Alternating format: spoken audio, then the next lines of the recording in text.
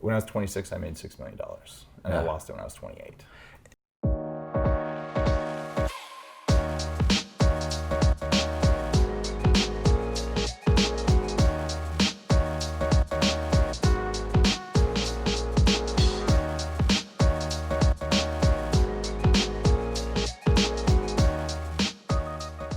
This is Dave Meltzer with Entrepreneurs the Playbook, and we got the Double Dave episode. One of my good friends, Dave Asprey, CEO, founder of Bulletproof, but more importantly, an ultra entrepreneur. And Dave, I want to start off with something that you taught me. We're both in the Transformational Leadership Council, and you gave a presentation, and I forget what the monkey or the gibbon or whatever that thing's name was that you equated to the ego. There's a bunch of different kind of animal behaviors, but it's really just three things the ego wants to do, and they're what drives most entrepreneurs, especially when they're getting started, right? There's the I'm giving back level you might get to, and then there's the I gotta take care of things. Order of operation, three things, and the first one is you've got to run away from, kill, or hide from something that might kill you. And this happens at a single bacteria will do it, and it's distributed throughout your body. The number one, don't die right now. Right? And that will drive your decisions in a boardroom, with investors, with customers, and it happens before you can think about it because it's built into your tissues. The second thing, if that's handled, is eat everything.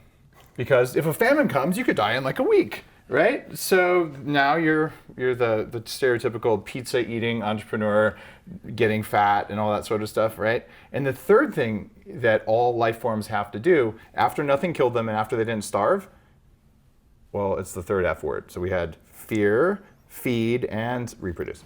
And so there's an F word like that. Yeah, got a little bit of money, and any extra attention I have now is going into finding a mate or lots of mates quite often, right? That order of operations, those are things that get in the way of things, because the fourth F word, which is what weasels and pretty much every other animal out there, whatever we want to talk about, they all have, the fourth F word is friend.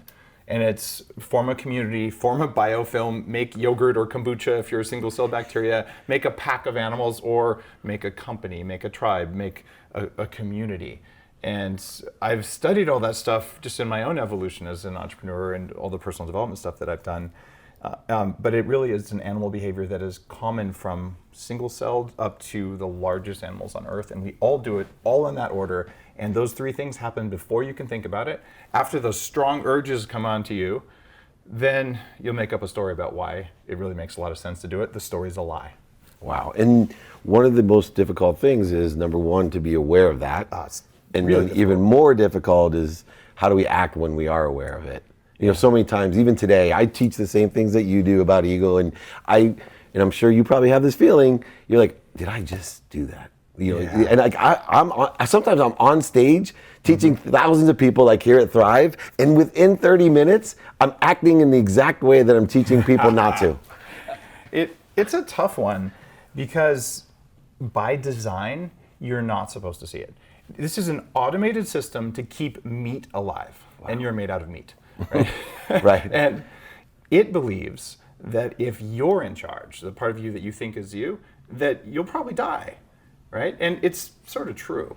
If you lean on a hot stove accidentally, well, the automated system will pull your hand away, and then you'll go, good thing I pulled my hand away. Except you didn't do it. You didn't, I smell meat, that really hurts. I guess, it might be the stove, I think I'll pull it. None of that happened. Right. But you told yourself it happened after you made the move. And what's going on in a lot of these things where, I was acting out of ego, or I was critical about this, or I was just feeling pissed off and I did this. You were feeling pissed off for a biological reason, or because your pattern matching system, that looks like something happened to me when I was 3. You don't think about that, you feel about that, and then you act in a certain way, and then you feel shame later, and then you deal with that. Now, both of us had something in common, that we were very wealthy very early, and almost at the identical age, I think 25, 26. And then you were smarter than me, because when I say that, you lost everything early, right? It took me longer time to lose my money, but you did go from rags to riches to rags, back to riches. I welded Toyota truck frames for a while. I worked in an auto parts warehouse for 5 years while I was going through college. I used to scoop ice cream at Baskin Robbins. And I was scrappy, we'll put it that way. When I was 26, I made $6 million, and I lost it when I was 28. And in those 2 years, what happened, or why do you think you lost it? Well, I mean, I lost it probably because the universe had a lesson to teach me at the That's what I say. That's right. Is that what you say? Yeah, that's awesome. I no, mean, but it's true. It's true. Like, I learned a lot from losing it, and I had this thought in my head at the time. I'm pretty much done. I have as much money as I'll need, so I'm going to go get a degree in like psychopharmacology or something.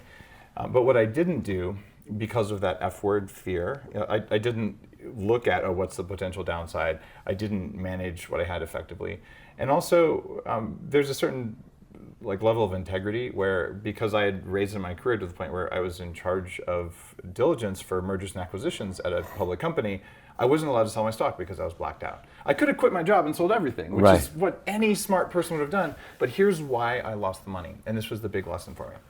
I looked at a friend over lunch. Everyone at this company was driving BMWs. We all made more money than we should have. And I said, I'll be happy when I have 10 million. When I have 6 million. Okay, it's such an asshole statement, David. I can't believe I said that. Yeah. Of course you've been there. But it's the I'll be happy with thing. And a lot of entrepreneurs have the I'll be happy when I get my first $100,000 month. I'll be happy when I have X employees, or when I do this. Bottom line is, none of that brings you happiness. So my great fortune was, when I was 23, I was in Entrepreneur magazine, the first person to sell anything over the internet. And fame didn't make me happy, even though it wasn't great fame, but it was, okay, you're 23 and you're like a national magazine with your picture in a size double extra large t-shirt because you weigh 300 pounds. And okay, fame, check. Money didn't make me happy, check. Like, well, maybe happiness is based on something else. Yeah. And it was that lesson that made me do the personal development work. And what I realized, and what I wrote about in Game Changers, which is my last book.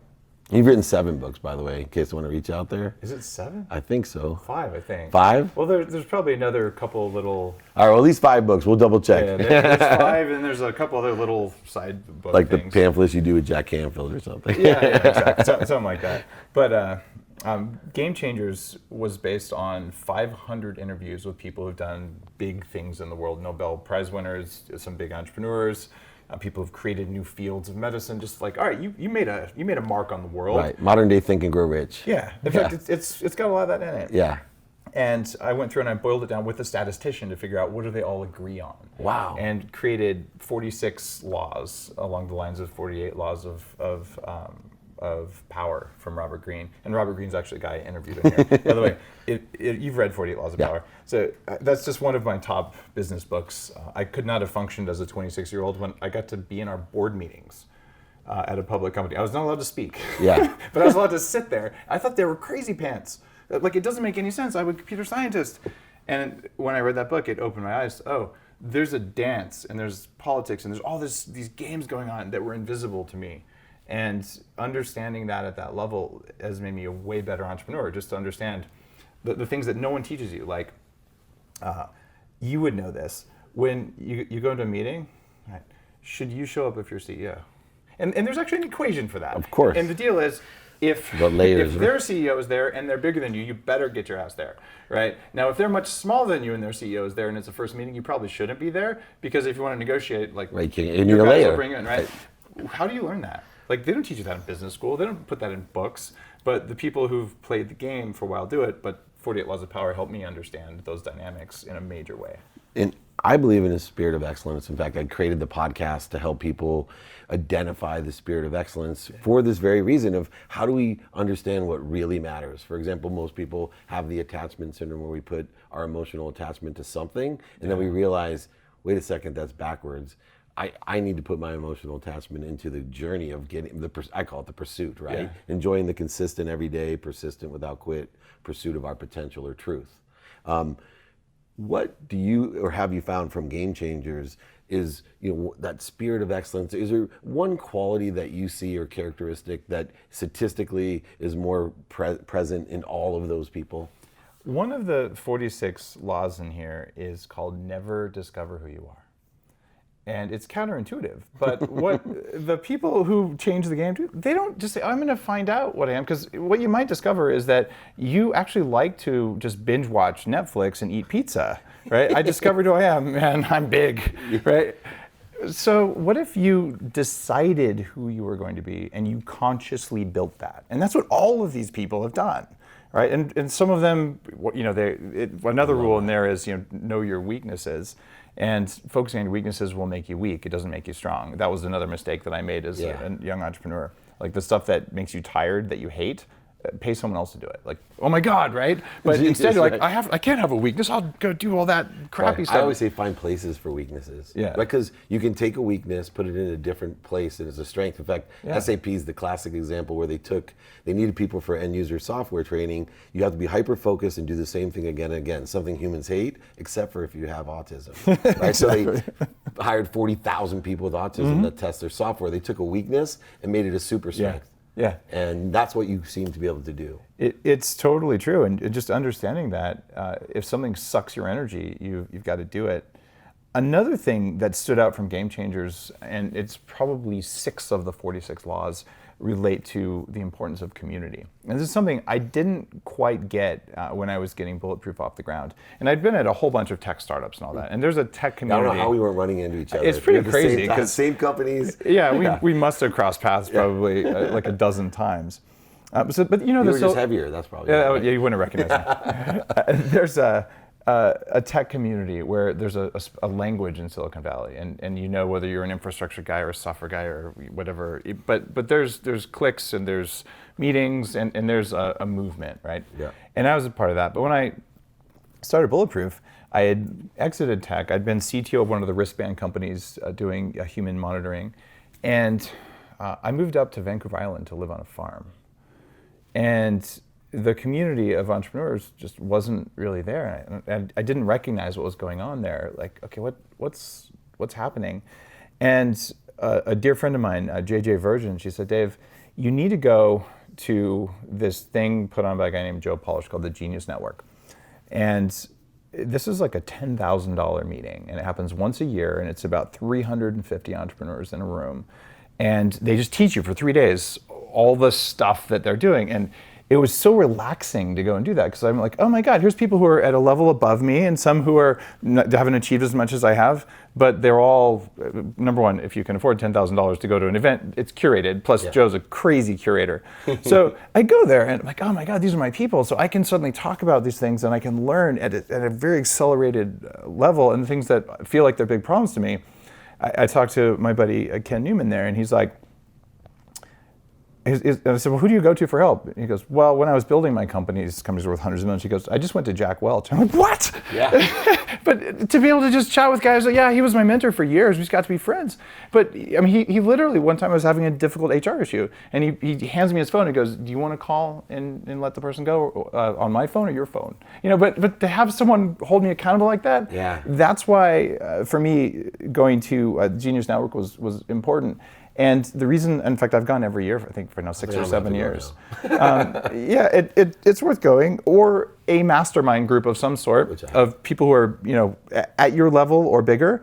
And there's 2 things you need from your community. One is you need elders, people who are going to teach you the stuff you haven't figured out yet, and you need younger people, because if you don't have the ability to teach other people, you won't learn, because if you can't teach it, you didn't really learn it.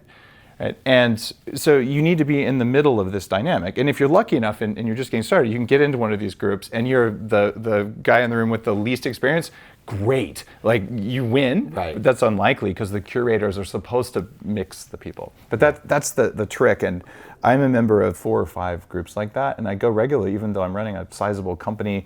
The Bulletproof Radio has 100 million downloads, Webby Award winning, and I write New York Times books, and I'm a dad and a husband. But I go to those meetings because they increase my performance as an entrepreneur across all 4 or 5 of my portfolio companies. That's exactly what I do as well. And I want to take a look at the management of time. Yeah. Time is, we were talking earlier, can't see her on the screen, but my wife to the right, we started talking about dimensions and aliens and how we're all in different time zones. I truly believe there's 2 types of time. One is the man-made construct, which too many people don't know how to take advantage of. And then there's an infinity of time. One of my favorite questions to ask someone like you that has this persona of how do you get it all done? Yeah. Right. I got 4 kids. I have a wife. I'm teacher. speaking, author, all the things, podcast, Yeah, etc. we're similar. But it's all because of time. How do you deal with that? Well, one approach, and the one I used to do, was more like a Sheryl Sandberg lean in, or like Ariane Huffington used to be. And I've interviewed Ariane a couple of times. In fact, she was on stage at the Bulletproof conference this year. And she talks about how you just do it till you drop, right? And she dropped and like hit her head. Oh, God. And I had that happen to me a long time ago on an airplane. It was just, I was dehydrated, right? Yeah. Okay. Like the Ruth Bader Ginsburg model. Yeah, you're just gonna put one foot in front of the other and just hold the accelerator to the floor and you'll get there, right? And that doesn't work, and it leads to burnout and unhappiness. And in fact, this is a rule in Game Changers too. The odds of that giving you autoimmunity are astoundingly high. So if you're like burning the candle at both ends as an entrepreneur, and then you have a problem with your relationship at home, or you get a virus or whatever, the chances of it making your immune system start attacking different parts of your body, it's very high. And once that's turned on, it's very difficult to turn off. So if you're a high achiever, the odds of you having screwed up biology go up dramatically if you follow that model. So what I do now for time management is I look at that and say, can someone else do it? And if so, I really don't want to be in that meeting. Nice. Right? And I work with a couple assistants. So every minute of my workday is filled up and it's orchestrated. But in the morning, I wake up and my phone stays on airplane mode. I sleep with it's on airplane mode. And then I have breakfast with my kids and my wife. I drop my kids off at school and I'm home. And then I come back and I turn on my phone. So it's just because I could be available, you don't get to put what you want on my agenda. I drive the agenda. And email and even text messaging now have just become ways for people to put their agenda on top of mine. And I'm really religious about not allowing that. The downside, especially now that I've got multiple companies that I work with, is that certain people, it can be triggering because they're like, I don't have access when I want it. Right. Like, well, did you feel that you should have access when you wanted it? Because it doesn't really work like that, because number one, I am the boss.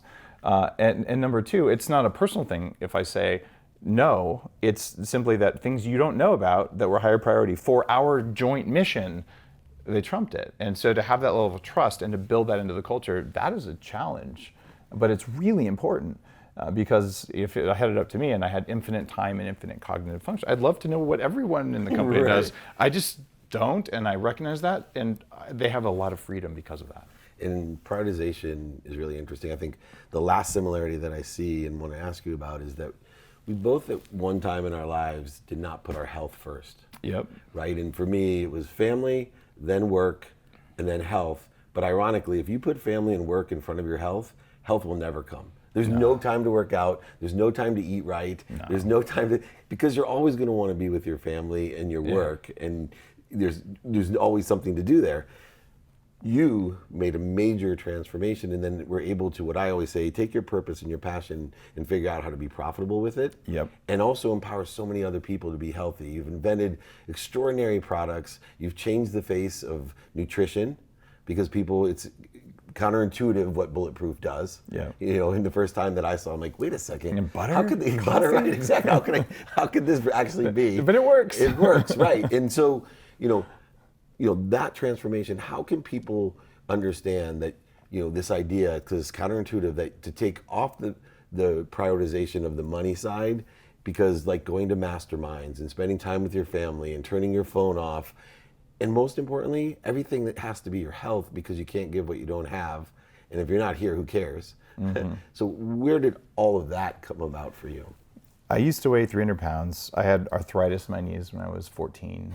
And before I was 30, I was diagnosed with being a high risk of stroke and heart attack and pre-diabetic and all that kind of stuff. So you could say not very healthy, but it wasn't for lack of trying. I was actually limiting my calories. I worked out an hour and a half a day, 6 days a week. For 18 months straight on a low-fat, low-calorie, semi-vegetarian kind of diet. Still weighed 300 pounds. So given all of that, I said, all right, what's going on here? I've prioritized it, but I've got stuff that doesn't work. So then I said, all right, let's try the stuff that's not supposed to work. I'll go to Tibet and learn meditation from the masters, and I'll start doing personal development stuff that my computer scientist mind says should not work. But from a health perspective, what I learned and what I actually teach my employees It's number one is health.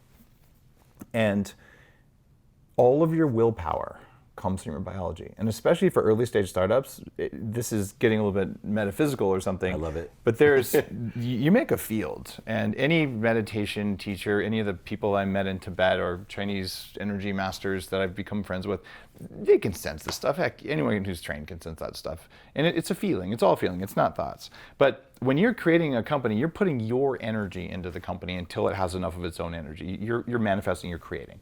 Well, if you don't have enough energy because you can't turn food and air into energy the way your body's supposed to, you will not manifest the way you can. So your company, especially when it's young, is a direct reflection of your biological state.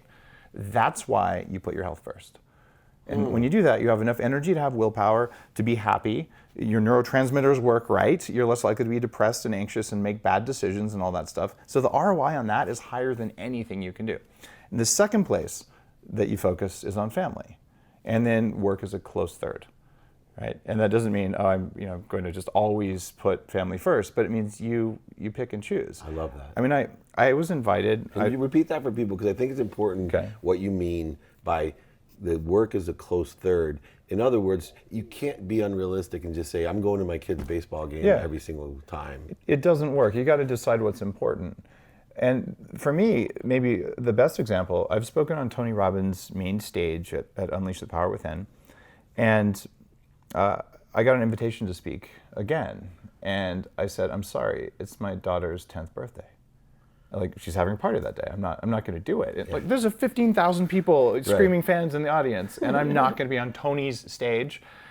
So Tony was really gracious about it, and they let me do it remotely. Oh, very cool. But I was willing to walk away from that because you don't get to do your daughter's 10th anniversary, your daughter's 10th birthday again. You just don't, right? So that's a case where, all right, not replaceable. Now, if it had been a, basketball practice or something, fine. Sorry, I'm going to go see Tony, right? It's that ability to do that and then not feel stress and guilt and whatever else and just all the inner voices. The ego-based like, emotions. look, I'm doing this and I feel clean because I wrote down my priorities because I'm very clear on them. Like my biology first, family second, and then work third. That's incredible because I've learned so much from you every time I watch you, listen to you in person, even on the internet and podcast. But I've never heard someone with the co-creation model with your biology affecting, especially at the inception state of a company, and that's genius. Because I'm very aware of the energy of my company, but I always tell people, our goal is for when someone will walk in this office, the first thing we want them to say is, oh, I like the energy in here. Yeah, I like how it feels. Yeah, not how it looks. Exactly. I don't think good thoughts about it. I felt it. Yeah. And then I know I'm on the right track in acceleration. And the company will succeed when you do it. My book before Game Changers is called Headstrong, and it is literally the biology of willpower, and it's about how do you manage energy creation in the brain. Because if you can do that, you'll be able to put a lot of heart into your company, and that's what the fastest growing, most successful companies with the best cultures do. They have a lot of heart in them. And actually, Bulletproof allows you to have a lot of heart and brain power. So I wish I had more time here. I am just honored that you came on the Playbook. This is Dave Meltzer with Dave Asprey here with Entrepreneurs, the Playbook.